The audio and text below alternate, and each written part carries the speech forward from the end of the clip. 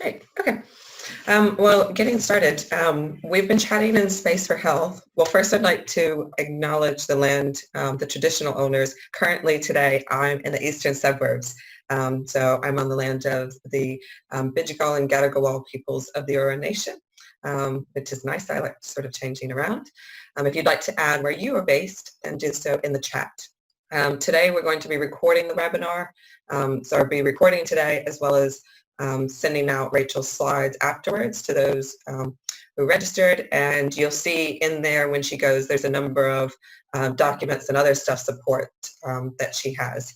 So when we've been talking about Space for Health, we've been talking a bit about trying to get more walking and cycling space, but actually there is this whole other world of demand management and how we manage social distancing and how we manage public transport. And Rachel has fantastic experience and has worked doing this all over the world. And when I heard her give a brief interview on ABC Drive, I thought, actually, this is a perfect opportunity because there's a number of businesses who are going, well, what do we do? How do we get our workers there? And not everyone wants to walk and cycle. And so having demand management a part of this is going to be extremely important.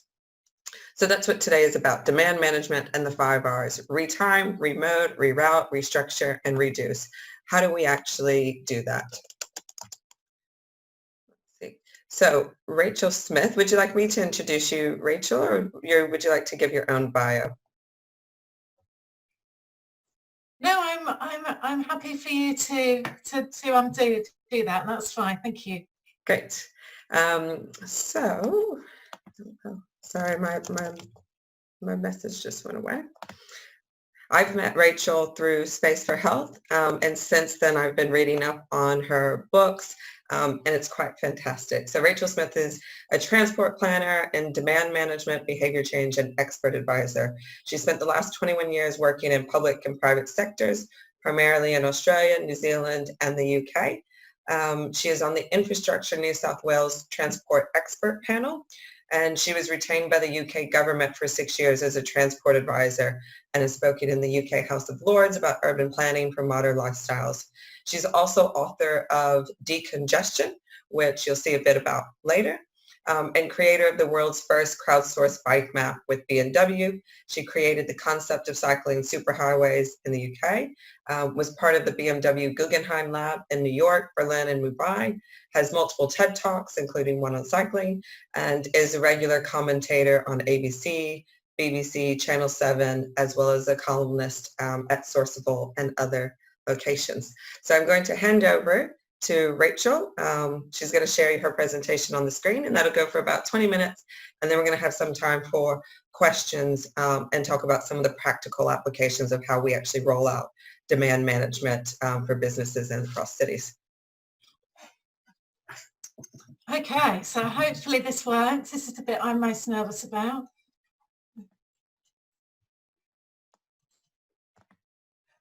Okay, can everyone see that? Yes, your screen has started sharing. And I just need to make it now full screen. I can see it. Yeah, that's perfect. Okay, so, and I actually can see a few people on the side, so that's great. So thank you very much, Megan, for organising this, and thank you to everyone for giving up their lunch break to attend this. So we really wanted to make it about practical and proven solutions. So there's been a lot of talk of late about the problems, but I'm getting contacted by the media, particularly the ABC, about what are the actual things that we can do or should be doing or people could learn about to solve the problem. So I guess our pre-COVID challenge was that normal was getting dressed in clothes that you buy for work, you drive through traffic in a car that you're still paying for in order to get to the job you need to pay for the clothes and the car and the house that you leave vacant all day so that you can afford to live in it. And so that was the kind of Australian dream. And this is the slide that everyone loves when I speak at a conference or an event. And this was the problem that we were trying to solve, I guess, 3 months ago. And now we've got a new challenge, which is the bicycle boom. The purchases of bikes has risen by something like 1,100%. We've got people walking and cycling. My neighbours who never walked or cycled anywhere now are riding their bikes at the weekends. They're going for walks in the mornings and the evenings, and people are really loving and embracing active transport, which is fantastic for us. But now we have a kind of emerging challenge, which is that people are going back to work, going back to doing, you know, activities like school sport, going to the hairdressers, going to non-essential shopping, going to visit their family and friends. And I guess the car is now perceived as the safest and the most convenient way to get around. So how do we solve that problem? So what is travel demand management? And last year I spent most of the year working in New Zealand for the New Zealand government on travel demand management, because actually, whilst it's commonplace in the UK and the USA, in New Zealand and Australia, it's got a bit of an image problem. So actually, we'll share all of the slides, and if we'll send them to you as a PDF. If you want to send them to a million other people, that's absolutely fine. There's nothing in here that is precious to me. So just share. So yeah, so you don't have to worry about taking notes. So travel demand management is the application of policies, strategies and interventions, and most importantly, it's infrastructure and non-infrastructure. So people always say to me on this side of the world, Australia and New Zealand, travel demand management is just behaviour change, and it's not. So in some instances, it's actually building roads or building bus infrastructure or whatever, but it's not just non-infrastructure. It's to manage, to change, to reduce and to redistribute demand in space and or time. And there are kind of three levels that we use demand management. So first is at the macro level, that big picture level, where actually if our land use and our transport planning is appropriate, then all the good things happen anyway. And if we're doing proper transport and land use planning, we see big significant change within a 50-year horizon. But if we build the residential development, 50 kilometres from the CBD, and the nearest shop is 10 kilometres away, then it's common sense that a 5-year-old knows that everyone needs to drive. At the meso level, the middle level, it's about that appropriate network management and operations. We've been really lucky in Australia that we've had the funding, we've got the space to build big new roads. In other parts of the world, there's constrained space. They don't have the money that we've had here. And so they've had to optimize and really manage the network. And you can really see significant big changes within a 2 to 10 year horizon. And then there's the micro level. And this is the bit where everyone can be involved in. So that's your kind of tweaks and your demand side interventions, things that we can start right now. You might walk to the shop rather than driving there. I live a 7-minute walk from a shopping centre, and my neighbours who used to drive there now walk there. And so that's that great stuff that we can have.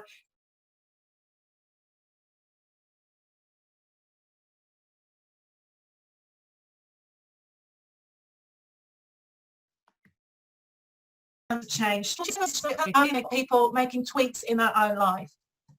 So what is it and how do we do it? So there are 3 main stages. So the first is to understand where the current and the future pressures and constraints in the system are.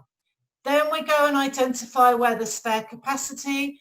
And thirdly, we redistribute that demand to when and where there's spare capacity. So going through with an example, so, the problem is that we're all roughly starting work at 8 a.m. There is spare capacity because the off-peak buses and trains are empty. So this is why the ABC come back to me all the time, because they are obsessed with why we've got buses and trains running around in the off-peak carrying fresh air. And then where do we redistribute demand. So, with Sydney, with all the major works, with the light rail and other projects, there was a capacity issue during the working hours. So they've done a huge amount of night loading or retail loading, unloading to redistribute the problem or make a change somewhere else. So what's the actual actions? What are the things that we can do? So this is what we've been doing in New Zealand. So the action for point one, where are the current and future problems? So we've been looking at how we can create capacity using what we've already got. So high occupancy vehicle lanes and making bus lanes rather than building new roads. So, Christchurch, Queenstown, Auckland, really looking at how we can use the existing asset and create heaps more capacity. For identifying where the spare capacity, it's been about spreading the load. So rather than everyone starting work at 8 o'clock, in the pre-COVID world, how can we spread the load? How can we really manage the network using technology, data, apps, the information that we've got, information that other organisations have got to optimise the network rather than building new roads? And then to redistribute the demand, using behaviour change and using the 5R's. So really simple, and just really looking up, so where's the problem? Where is there spare capacity? And how do I move that demand to somewhere else? So the 5R's, so the big problem, and this is how I've been explaining this to MPs and elected members and people who are in the industry but not transport planners, is that we're basically all doing the same thing at the same time by car. So I live about 800 metres from a 4-lane arterial road. In the morning peak between say 7 and 9, it's jam-packed, it's gridlocked, nothing goes anywhere very fast. And then in the middle of the day and in the evenings, you could shoot a gun and hit no one because there's just no one around. So it's a really, really concentrated period of gridlock and congestion.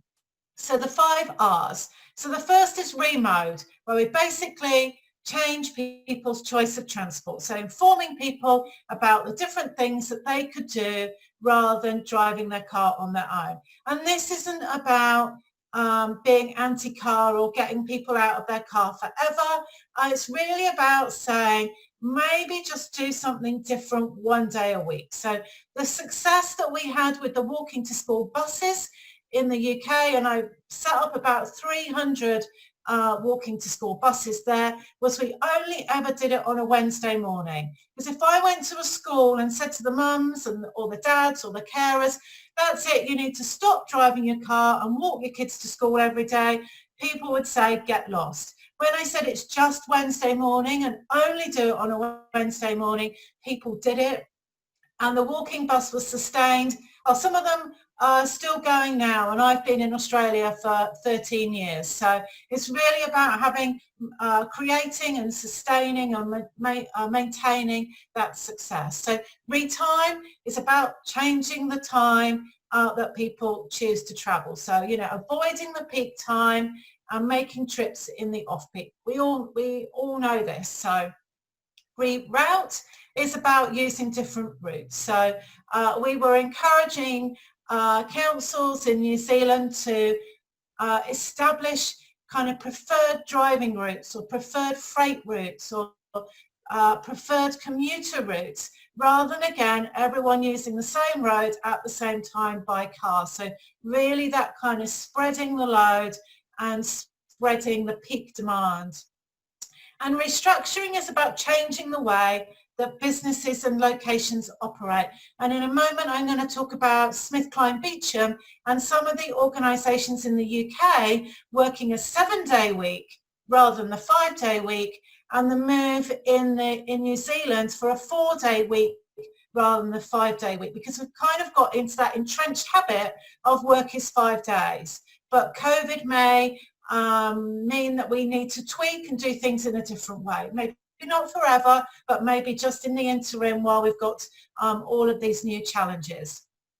And Reduce is basically lowering, lessening or eliminating people's need to travel. We've been doing that right now with most people working at home, but really reducing that single occupancy vehicle trip.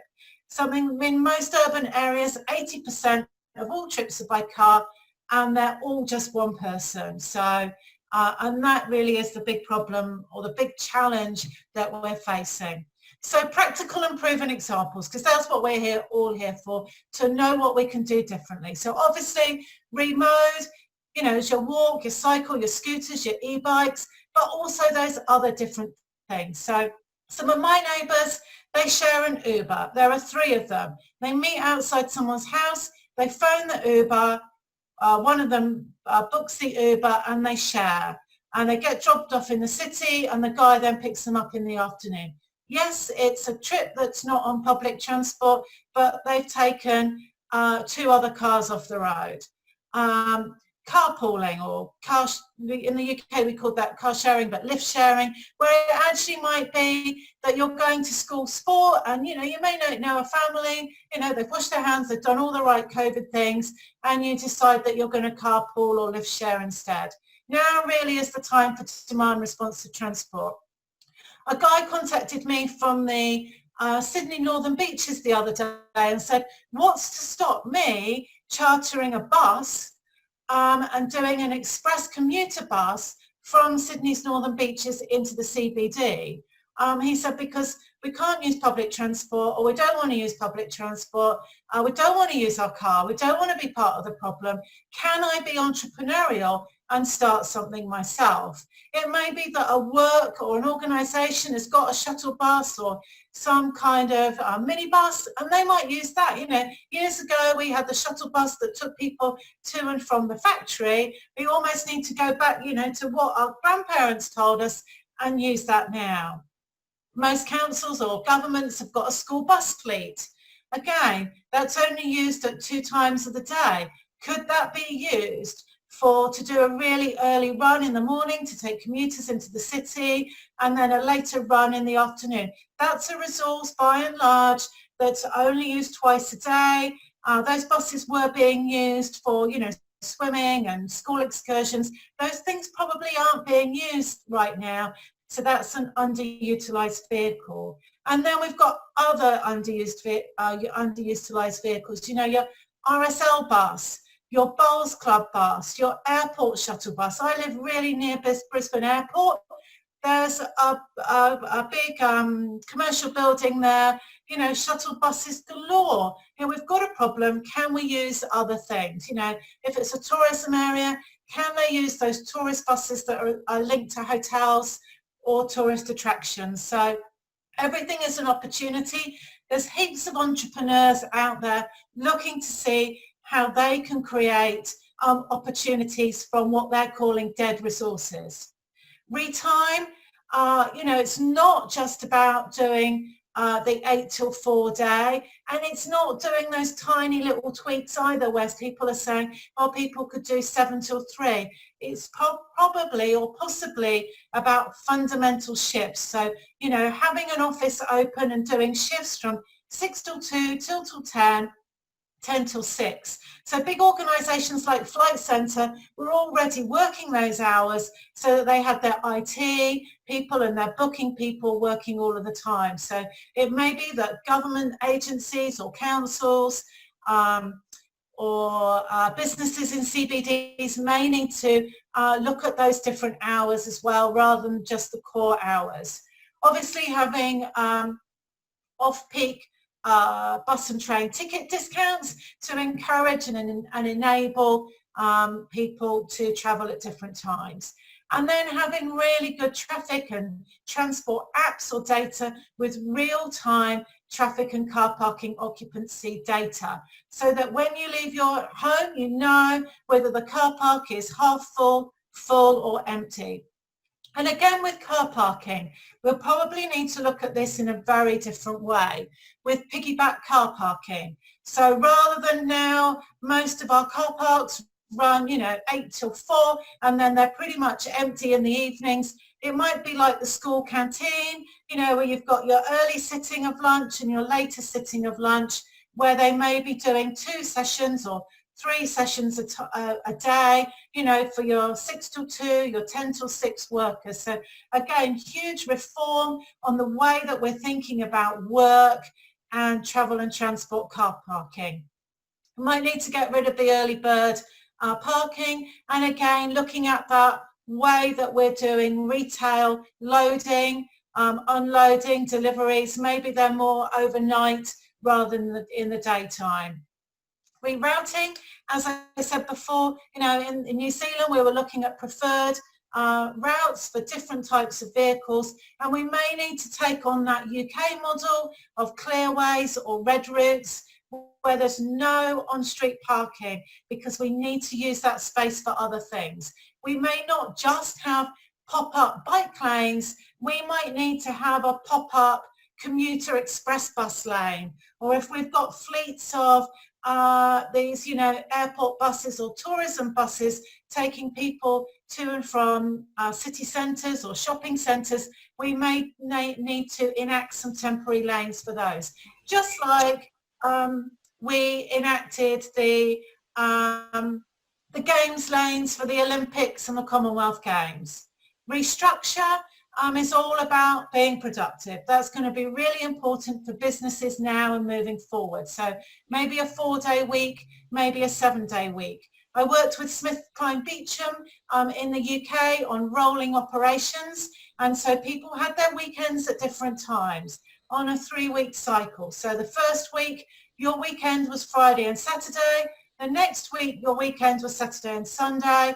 And the week after, your weekend was Sunday and Monday. And people go, well, but, you know, we're in a different time. We may need to do things differently. In public sector agencies, that might not be relevant or applicable, but for a business that's really been impacted by COVID, they're really going to be looking at doing things in different ways. And then the reduce. So, you know, working at home, local work hubs. So I just posted a post on LinkedIn this morning about a shopping strip that I went to in North Brisbane last week. You know, there was 1 cafe, 1 retail outlet and 4 empty shops. Now this is the opportunity to maybe create some temporary or some pop-up work hubs for people to go and work at in the interim. Lots of people have said working at home is a problem because they don't have the space. Maybe their partners at home or their kids, or it's actually getting quite difficult to work at home. So again, being really innovative and thinking a different way. Utilising council libraries, and then obviously the Zoom, the working on and offline. So I've got a friend who's a conference producer. She runs a conference for 110,000 delegates. There's no way that event's going to happen next year. They know that now regardless. So they're taking that whole event offline. So again, helping not just people with transport, but the whole logistics of how things are going to change with our kind of convention centres and different organisations. So again, working at a local co-works hub or in a shopping centre that's got an empty shop means then people can walk their kids to and from school, which is an added advantage. So what are the catalysts for change? So disruptions and urgent needs. So we've got both of those right now. You know, disruptions sometimes create positive change. You know, you think the Olympics, the Commonwealth Games on the Gold Coast, people made that change because it was advantageous for them. Sometimes we have negative change, you know, major construction, you know, Sydney, Brisbane, we've all seen it. People are forced to make a change, which people, you know, adapt to. And we've shown that we're all very adaptive. And then there's the urgent need. So hospitals, and this is, you know, it's not just about the congestion now, it's about the flow-on impacts. So hospitals frequently delay surgeries because patients are stuck in traffic. It's not unknown for an anaesthetist's secretary to go out into the car park to find a patient. That's unacceptable anywhere and everywhere. 9% of missed appointments at GPs and hospitals are because people are stuck in traffic. So it's not just about the issue of getting people to and from work, it's all the flow-on effects as a result of increased congestion as it happens as a consequence of COVID. And finally, last slide. So what are the recommended now actions for councils and government agencies? So I got approached last week by a lady who's got a business coaching hair salons and day spas, beauty parlours. She coaches 3,000 businesses. She said, who's here to help us? Because the government's focused on people going into CBDs, working 9 till 5 in an office. She said, none of the businesses I work with are in that situation. Most of them are in suburban centres, shopping centres. Where's the advice for them? So I've been kind of giving her some information. So this is kind of coming out of this, you know, what can governments and councils do? So the first is to have a questionnaire for businesses and workplaces. You don't need to make this stuff. I've got all of this stuff. You can use mine and make it, you know, fit your circumstances. But so that they can understand how their staff and their customers, their suppliers travel to and from their site or their location prior to COVID. The second is a telephone hotline. So we used to do this in the UK where a business or an employer could phone the council or the government and ask for advice. You know, how do we do a site audit? How do we set up end-of-trip facilities? How do we install bike parking? Those are the things that we as professionals take for granted and assume that everyone knows, but they don't, because they're running a different business in a different industry and they don't really need to know that stuff.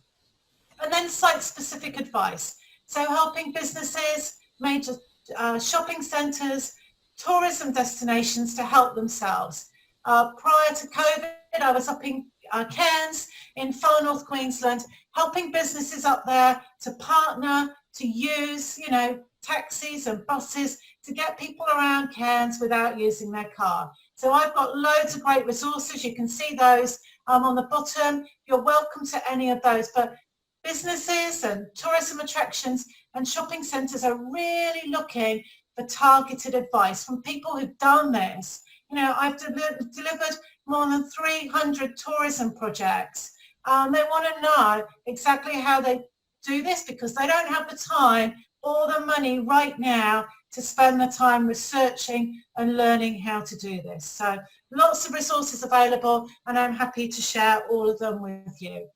So as a thank you gift for coming along today and giving up your lunch break, Megan's going to share Jam Packed, which is a little ebook. It's 3 chapters of my decongestion book. And again, share that with anyone and everyone. If you want to send it to 1,000 people, go for your life. That's fantastic. This is all about creating change so that it benefits everyone. Those are my contact details. Thank you for listening and thank you, Megan, for hosting. And I'll now stop sharing my screen.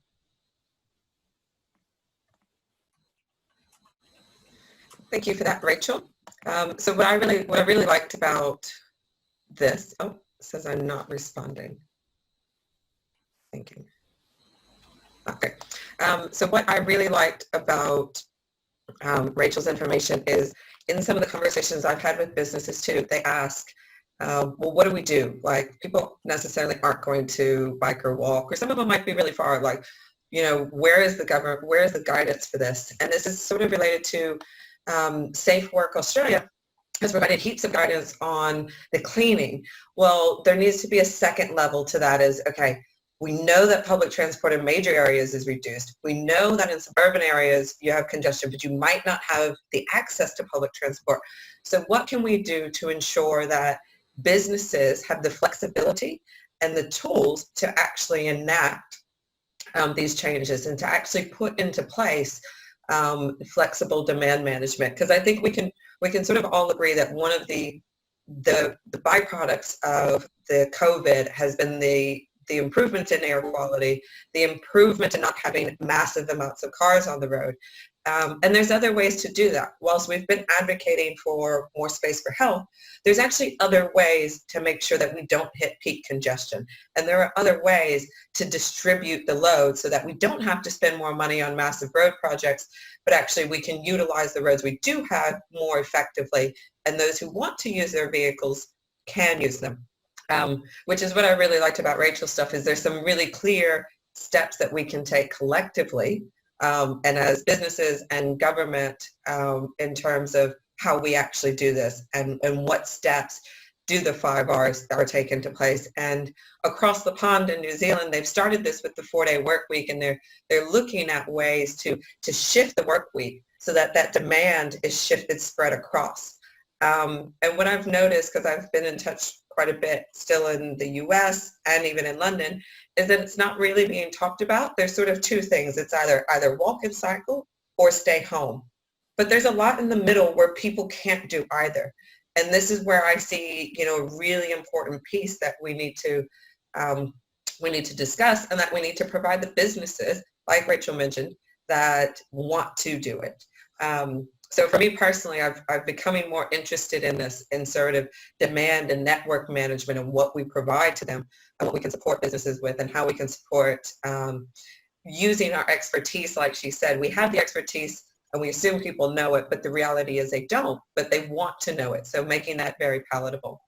So I'd like to open up to questions, to discuss questions. If you have one, please let me know, and you can unmute yourself and ask Rachel or I for that. And as she mentioned, I will send out afterwards the PowerPoint presentation and the 3 chapters. And if you haven't read the decongestion book, I do have to highly recommend it. There's really clear, and what I really like about her work, it's really practical stuff. Like it's not theoretical, this is how you do it, which I find is really good and something that is often missed in transport. You have these extremes between theory and like behavior change stuff. And what I like about our work is that it really fits in the middle. So practical stuff that can be done and that fits in already with what we're capable of doing. So if you have questions, if you type your name in the group chat, and then I can manage or unmute yourself and please have an ask. Anyone like to go first?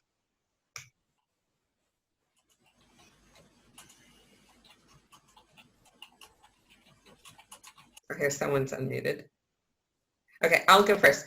What would be the one thing, you've had a number of things on the board around what was important. If you are a council, what would be the one document, or if for Space for Health, for example, what would be the one thing that we could produce, the one paper, one pager that would help businesses most? Like, where do we start?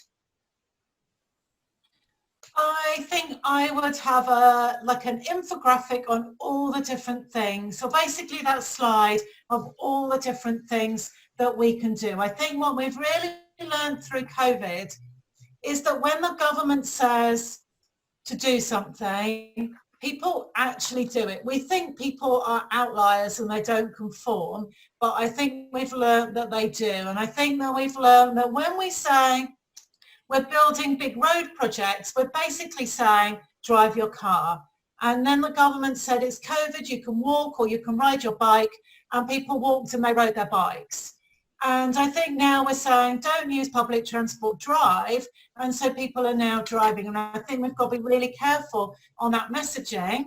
But in the same instance, if we actually give people a whole suite of options, because we have to remember that what we think about, we know all the different options, but your average person doesn't, because they might work in finance, or they might work in car sales, or they might work in hospitality, and they don't spend their time reading the kind of stuff that we read.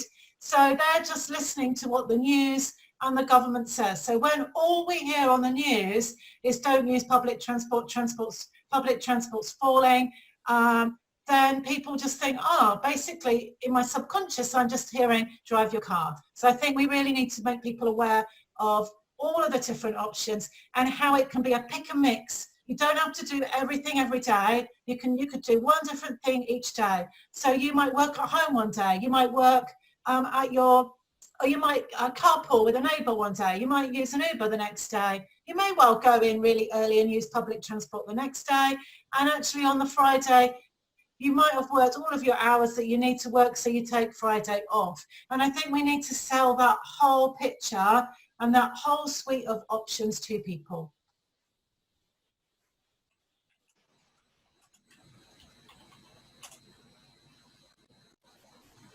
Richard, would you like to jump in then?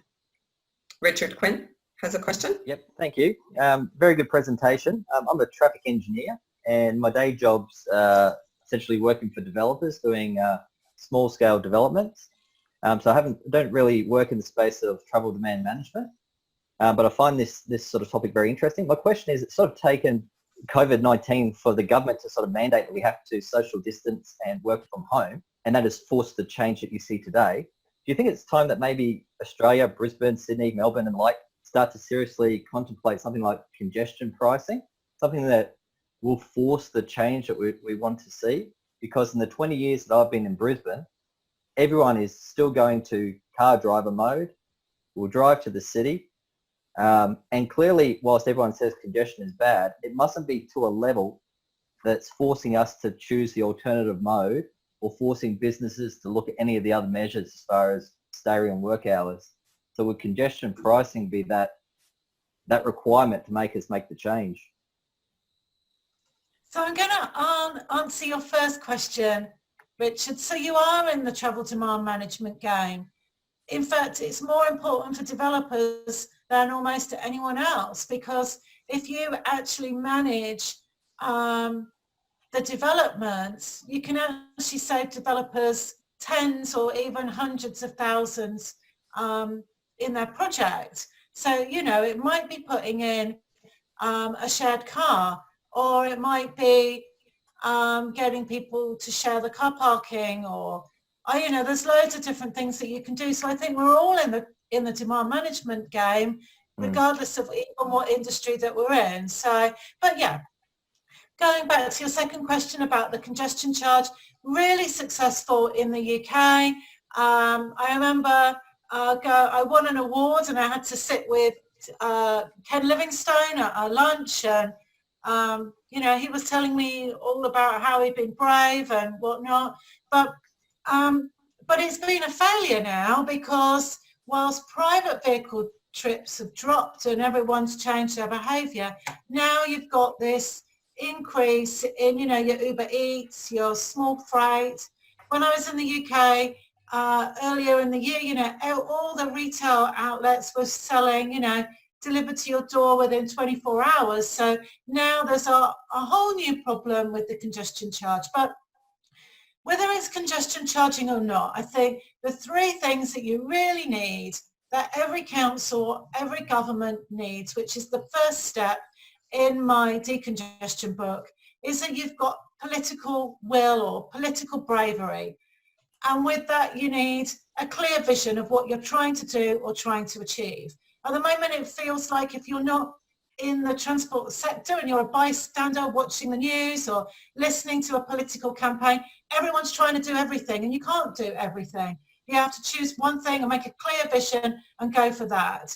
And then thirdly, you need, with that, to hold three things in one step, is you need a delivery task force, because you can't just keep talking, you need stuff to happen. You know, Jeanette said it can't, you know, she took cars out of Times Square in New York, she did something. She'll always be remembered for doing something. So yeah, whether we have a congestion charge or not, I don't know. I do think But so. It's up to our political leaders to be brave and courageous, to decide what their actual vision is, not we're going to do everything, and then get the right people in place to deliver, because we can't be just doing feasibility studies and strategies. You know, I always say I'm surprised Australia hasn't sunk under the weight of all those policies and strategies.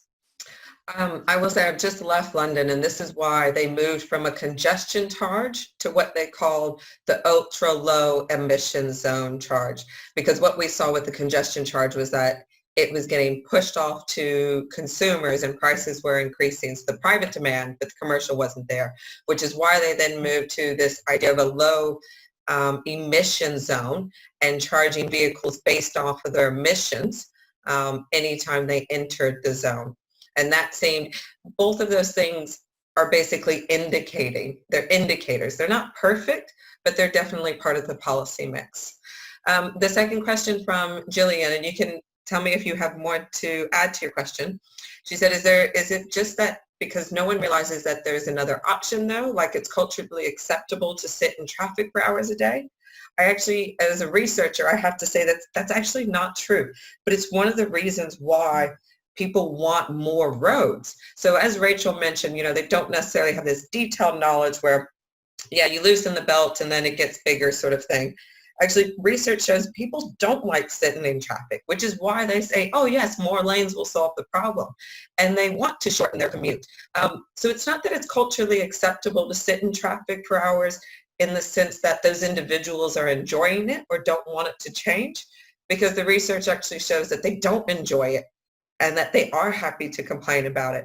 But the responses that they have to that, which is widening the roads, doesn't actually do anything. So I think there's some messaging in there, and there's some clear things we can do to try to enable that, because everyone loves driving on open roads. Even I love driving on open roads because, we're having a road trip. So I think it's how we sort of geared that. Okay, would you like to add your question, please, Jillian? And so it's also, no, carry on, that's right. Yeah, I was going to say, it's also with that is the loss aversion. So people will avoid loss over seeking gain. So people would rather not lose $5 than find $5. So, and again, we as professionals or people interested in active transport and the urban environment, we may have been to Amsterdam or Copenhagen, we've seen the utopia, but your average person living in an average suburban area probably hasn't been to those places, and so they don't know what the gain is. They're just worried about, well, I don't want to lose the ability or the right or whatever to be able to drive. I think your comments are very relevant to what I was going to ask anyway. And my question was more around if we pick a one thing that we want to do to get a win, and we're just thinking about reducing speed limits around schools in our Newcastle group. What is the best way to gain that political will and to influence people? Because we're trying things like, well, do we just get heaps of people to bombard with personal stories of things that have been successful and that it is a joy to travel in these different ways, and or these things are dangerous, I nearly died yesterday? Or is it about taking the slow burn and going through every proper step of, getting to the different people? What is the most easy, efficient way to get some success? Yeah. So two things with that. I started my third job, I think it was, as a road safety officer in a unitary council in the UK. I had a budget of £10,000, so $20,000 for all of road safety, safer routes to school travel plans. I was just like, and people were like, well, this isn't important. So, I was young and naive. I got all the councillors together and I said, I'll make you famous. And I said, every school project you do, every road safety initiative, I'll get you on the front page of the newspaper. And it's a success. And they'd be, every week, they'd be in the newspaper, all these kids are walking to school, we've saved lives here, we've done this small project here, because at the end of the day, the elected officials are only interested, this is quite blunt, but about being re-elected and having a legacy and a success story. And I know this to be true because I worked with some entrepreneurs on how we sell this. I was like, because we're not making much traction in this, what actually are we trying to do? And so I got my counsellors with me. They'd give me little bits of money from their, pockets of money that they get given. And we made change happen. With the elected members that I had no success with, I wanted a zebra crossing outside of a school. I kept contacting the counsellor. He said, no, I'm not interested. So I got every single, child to draw a picture. I got every single parent to write a letter. I got every single grandparent, godparent, next door neighbour of every kid to write a letter. He had, thousands of letters in his office. He came to my desk and he said, we need to have a conversation about walking to school. And I said, that's great, because I've been asking for ages. So, you've got to have a bit of civil disobedience, I guess, in a good way. I got my zebra crossing straight away. He said, how soon can you get it built? And I said, next week. And so then he was on the front page of the newspaper that he'd got this zebra crossing that all the kids and the parents and the grandparents wanted. So it's a success story. But yeah, I basically took them on the journey. I gave them a bit of success. I gave them a bit of kudos. And I really got them to understand why it was important. And we were removing about 200 cars from every single school that we worked with. And it wasn't banning cars. Sometimes I'd get the parents to park at like the Tesco's or the Asda car park and walk the last, 500 meters or kilometer to school. But basically clear zones around schools. Huge success. It's not capital expensive, but it's resource hungry. And that's what I found in Australia and New Zealand, that people aren't so keen on that labor intensive stuff. But that's where you get the traction. I will say what I found is that if you can take a politician on a demonstration, walk them with a family along the routes, and take photos, that's really good. And it's one of the big barriers is that politicians need to experience what is happening. So if you can get them to not meet them in the office, but do a walking trip and have a family and walk with the kids, that can really be impactful because they can see the difficulty. And this really helps with accessibility and disability groups. We've done some where we've actually sat them in wheelchairs. And because then they go, oh, this is really hard. Like, they experience that. Vikas, can you please add? I feel deeply uncomfortable with simulation things though. But it's what that it helps though to empathize, and this is where that empathy map I sent out to the SpaceForHealth group really helps, is the empathy mapping, because when you can empathize, you can better understand. Vikas Sharma, can you please add your question? Sorry, can I just interrupt there and say, I used to take the engineers out as well, and I'd give them like a stroller. And I'd say, you need to walk. And they'd say, this is horrendous. How can people walk here? And I was like, well, this is the problem. But it's that learned, and as Megan said, it's the empathy and it's that learned experience. Yeah. Vikas, can you please add your question? Yes, thanks, Megan. Hi, Rachel. My simple question basically is, I'm a transport demand modeler. I work in Brisbane and Melbourne with Snowy Mountains Engineering. Is there something we can learn from the mobile phone industry? As when we buy transport supply, we pay in a very strange way. We make lump sum payment initially when we buy the car, then we pay intermittently every 6 months or every year. A little bit of payment is made. Now, technologically, it's quite possible to be completely usage-based, and mobile phone industry is a template we might be able to follow. What stops us from doing that? That's a good question, because people think the car is free because they don't say, oh, I'm driving 2 kilometers to the shop and it costs me, X amount per day for my insurance and X amount a day for my rego and X amount of day, or I've worked so many hours for my mortgage to pay for the garage. And yeah, I guess, well, maybe as an industry, we need to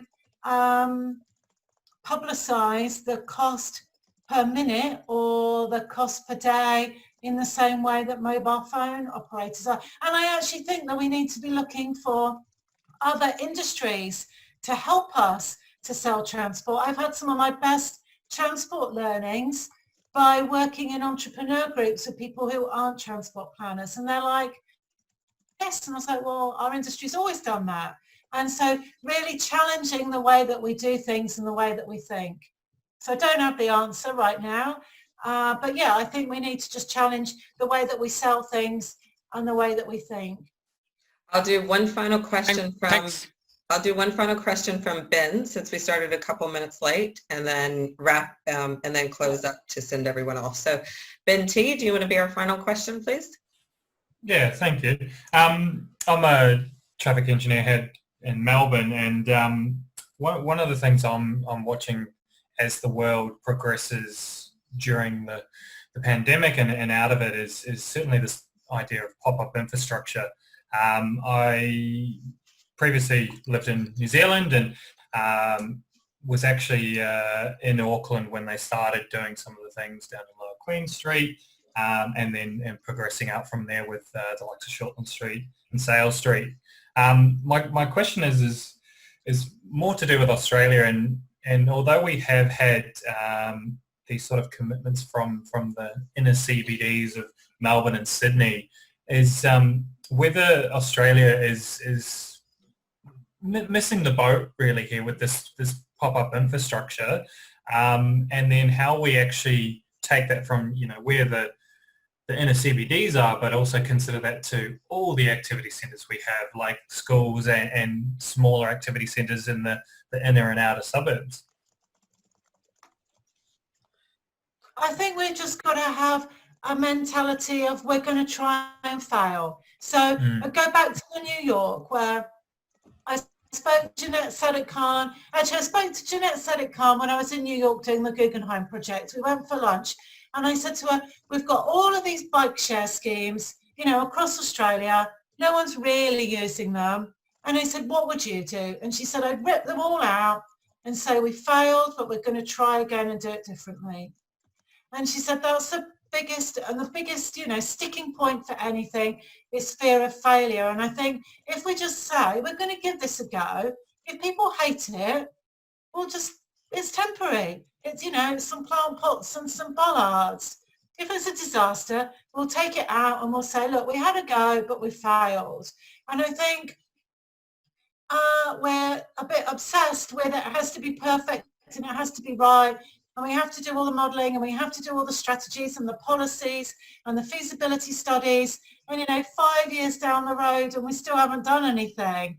And I think this is a really good opportunity to say, we're going to spend $1,000 on this. It might be a disaster, but it's only $1,000 and we'll make this savings from over here to cover for it. And then people think, oh, yeah, and just be more open and transparent rather than trying to make it perfect. Because if we sit around trying to make it perfect, there's going to be an entrepreneur over there who's going to create a different solution, which is actually going to ruin all the work that we've done over here. And just say it's a pilot project. We're just going to have a go. Yeah. I think for me, for the suburbs, so I'm currently based in the Central Coast with the in-laws since returning from London. And so, for example, Wyong, and they also live in sort of a residential suburbia. One of the things that actually suburbs are happy with is to reduce the ability to rat run through their neighborhood.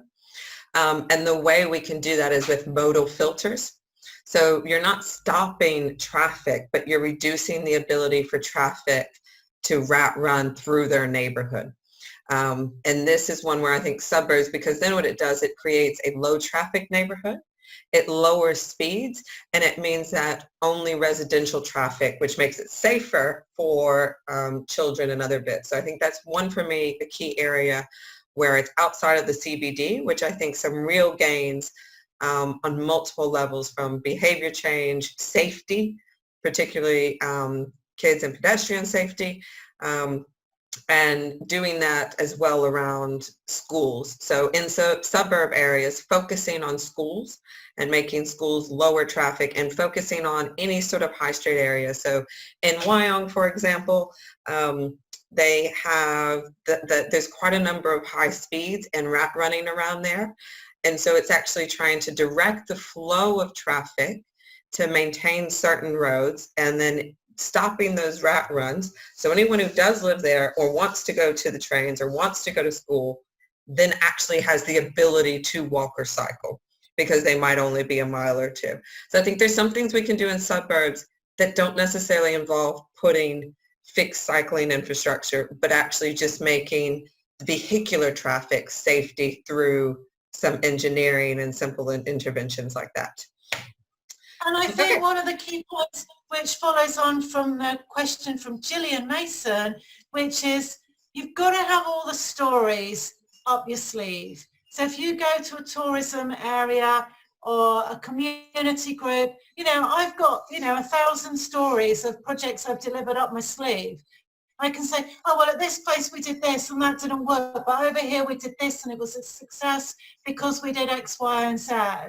And we either need to document all of those stories or we need to keep calling on people who've done the actual delivery, because what people are really worried about is something's going to be a failure or people are going to complain. But if you can explain to people how projects have been delivered, not just a strategy or a policy, just as Megan did then, it's that lived experience, it's the practical understanding, knowing what worked and what didn't work, and really bringing that together, because there's a lot of uncertainty now and people want to know what other people did. It's all about, that social proof, what someone else done, what are their runs on the board, where did it succeed, where did it fail? Yeah, thank you, Rachel. And that's what I think the 5R's are really about, is whether you're a city or a suburb or different businesses, there's something for everyone, and recognizing the differences between regional and urban CBD, and they are different, and we should recognize that, and one solution doesn't fit all. So with that, I'm going to close. Thank you for going 6 minutes over. I know we had some trouble at the start. I'm going to fix the recording to cut out the start, and then I will send that sometime tomorrow, as well as the copy of the presentation. So you'll get a copy of the audio recording, a copy of the presentation, which has all of Rachel's detail, as well as the gift on the last slide. So I would encourage anyone, if they haven't joined Space4Health, to do so, because I am trying to share resources. So not only just magnify the campaign, but also there's a few resources that the wonderful Lori Dean and I are working on. For one was 30 kilometers an hour, an infographic. One is for businesses. And I think I'm going to take Rachel's suggestion around the 5R's and make an infographic for that one, which will make it easier for us to share that. And everything we do is open source, because really the goal is we want to get this done faster, and we want people to have the tools to be able to do that. And I really appreciate Rachel's time and all the great practical stuff and what she has shared with us, which is fantastic. So thank you very much, Rachel, for talking today, as well as sharing all of your experiences and sharing the information that you've done over years and the hard work you've put into that. So thank you once again. And that's it for me. Yeah, so have a great day, everyone. Goodbye.